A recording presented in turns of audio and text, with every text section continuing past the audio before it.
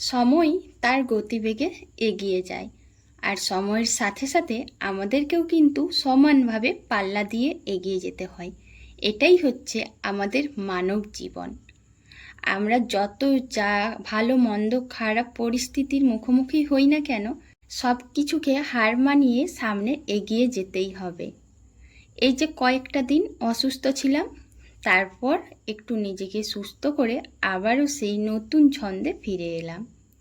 নতুন ছন্দ বলতে জীবনে নতুনভাবে কোনো কিছুই হয় না, কিন্তু ওই যে কয়েকটা দিন অসুস্থ ছিলাম, তাই আজকে আবার সেই পুরনো জগতে ফিরে এসে যেন মনে হচ্ছে আবারও নতুন ছন্দ ফিরে পেয়েছি।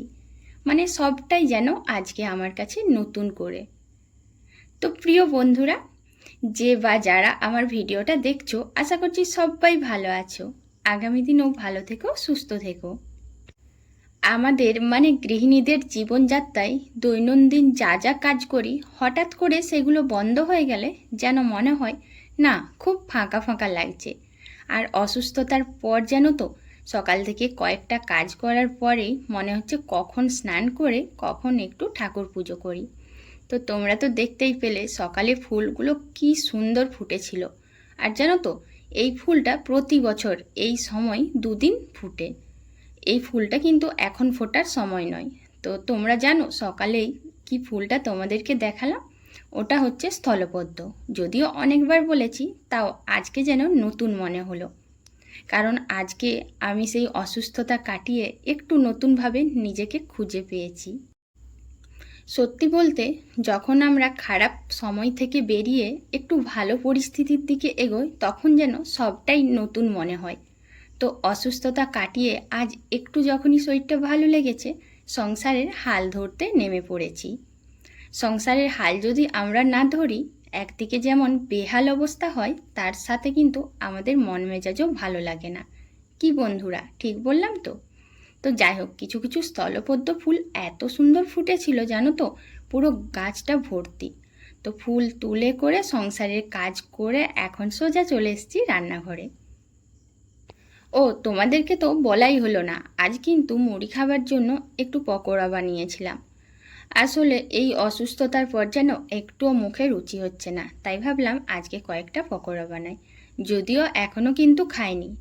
আর সেই যে তোলা উনুনটা তোমাদের সাথে শেয়ার করেছিলাম অনেক দিন আগে, যেটা কালকের ভিডিওতে দিয়েছি, সেই উনুনটা একটু ভালো করে নাতা দিয়ে এখন ভাতটা বসিয়েছি। তো ভাতে দেখো হাঁড়িটা বেশ ভালো করেই মাটি দিয়েছি, না হলে বেশ অনেকটাই পুড়ে যাবে।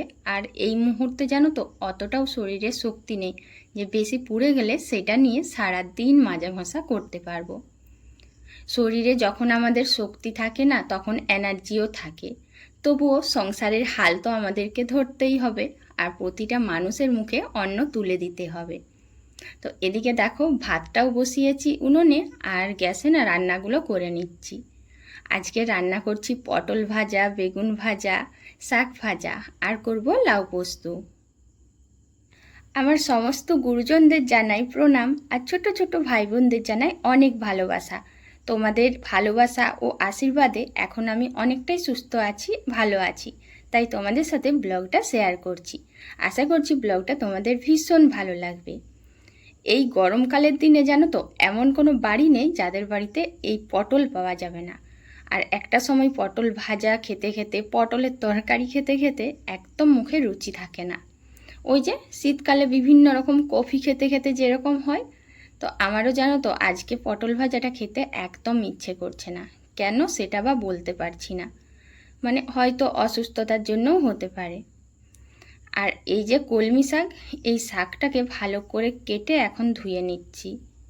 তো ধুতে ধুতে দেখলাম যে মনে হচ্ছে জল শেষ হয়ে গেছে।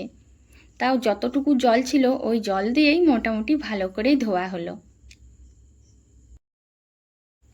কয়েকটা দিন সংসারের কাজকর্ম করিনি, অসুস্থ হয়েছিলাম, কেমন একটা লাগছিল। আর আজকে যেই না সংসারের কাজগুলো করছি, একদিকে যেন একটু দুর্বলতা আমাকে ঘিরে ধরছে, তার সাথে সাথে কিন্তু একটা নতুন ছন্দে যেন মনে হচ্ছে নিজেকে মাতিয়ে তুলেছি। সত্যি এই কয়েকটা অভ্যাস থাকে গৃহিণীদের, যেগুলো প্রতিনিয়ত করতে করতে এমনই অভ্যস্ত হয়ে পড়ি যেন আমাদের জীবনের সাথে অটুটভাবে জড়িয়ে থাকে। এই সংসার জীবনের কাজ, সংসারের প্রতিটা মানুষের ভালো মন্দ খেয়াল রাখা, এগুলো জানো তো আমাদের জীবনের খুব গুরুত্বপূর্ণ অংশ। এগুলোকে ছাড়া আমরা কিন্তু একদমই শূন্য। তো দেখো, আমি না ভাতটাতে একটু জল ঢেলে খাচ্ছি, আর সাথে নিয়েছি কাঁচা পেঁয়াজ। আসলে এখন কোনো জিনিসেই খাবার ইচ্ছে নেই, তাই খাবার ইচ্ছে যেটা হচ্ছে সেটাই খাচ্ছি। তো এখন জানো তো, খাবার খাওয়ার সময় ভীষণভাবে কাঁচা পেঁয়াজ খেতে ইচ্ছে হলো, আর ভাতটাই জলও ঢেলে খেলাম। সংসারের শুধু খাওয়া দাওয়া করলেই তো আর হয় না, এরপর বাসন কোসনও ধুতে হবে।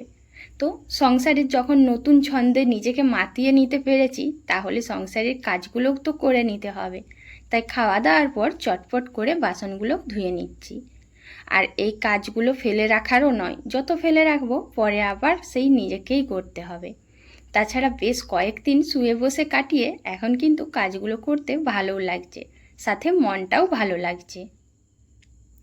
দুপুরবেলায় একটু বিশ্রাম নিয়ে বিকেলে কয়েকটা আম কেটেছি। তবে হ্যাঁ বন্ধুরা, আমি কিন্তু এগুলো আমার জন্য কাটিনি, বাড়িতে কয়েকজন এসেছে তাদেরকে আমগুলো দেবো বলে কেটেছি।